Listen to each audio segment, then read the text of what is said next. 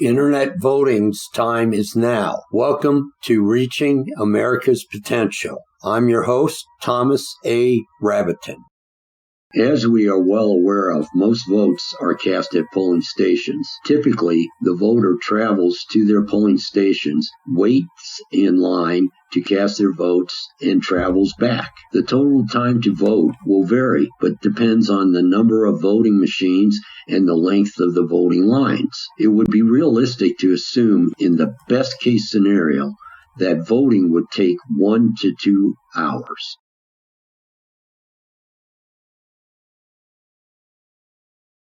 Internet voting will be quick, easy, fun, and convenient. Isn't it about time for internet voting? Hasn't the time passed? Do we want to remain in the 20th century paper ballots, or do we want to move forward with technology?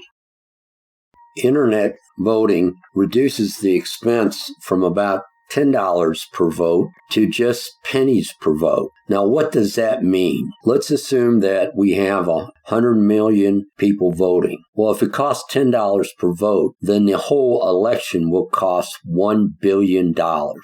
That's ridiculous.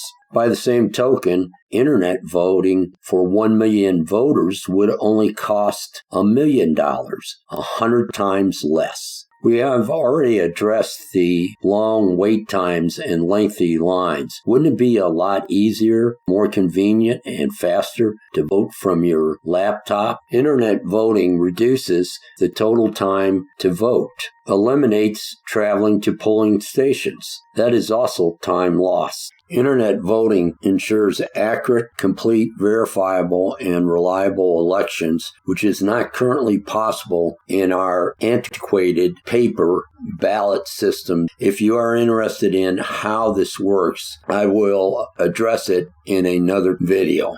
But for now, it should be apparent that hey, we do banking online. We do so many transactions. We buy things online. And we rely on internet access. If it's good enough for banking, it should be good enough for voting. With the internet voting, we can ensure that a person just votes once, since we will capture an image of the actual voter as they vote. This eliminates the need for the voter cross-checking list, which unfortunately disenfranchised many eligible voters. Thus eliminates voter fraud. Internet voting via intranet system will be nearly impossible to hack from the outside. Voters will eventually be able to vote on not just politicians, but on ballot measures, bond issues, laws, funding, and other non-political referendums, to include constitutional amendments. Internet voting will allow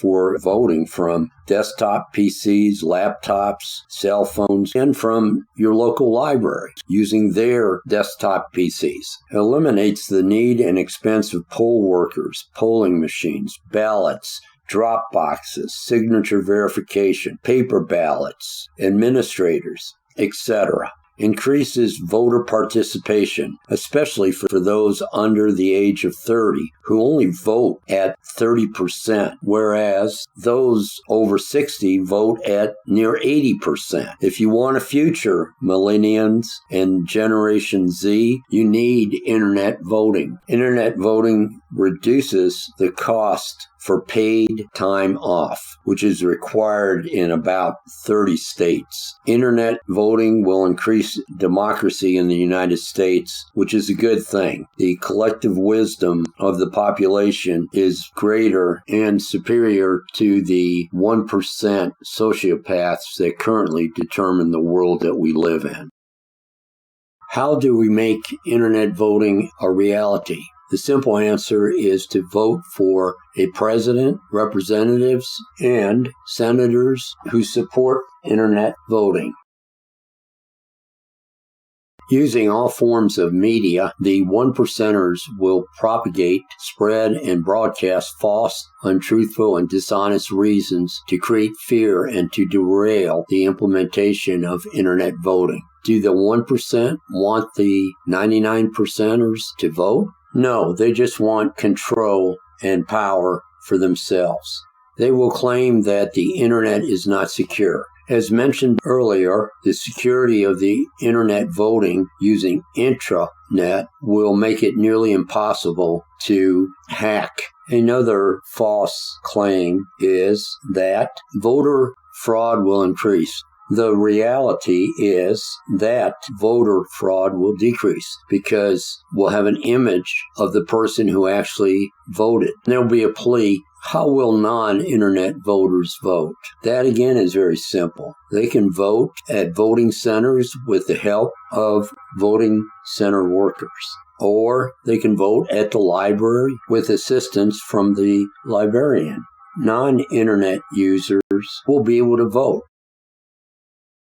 More people voting is a good thing for our democracy and for our representative government. It should be noted that the collective wisdom of the 99%ers is superior to the self-interest of the 1%ers. The reverse is not true. The door to internet voting has been opened for you. It is your responsibility or choice to walk through the door and bring as many people as you can.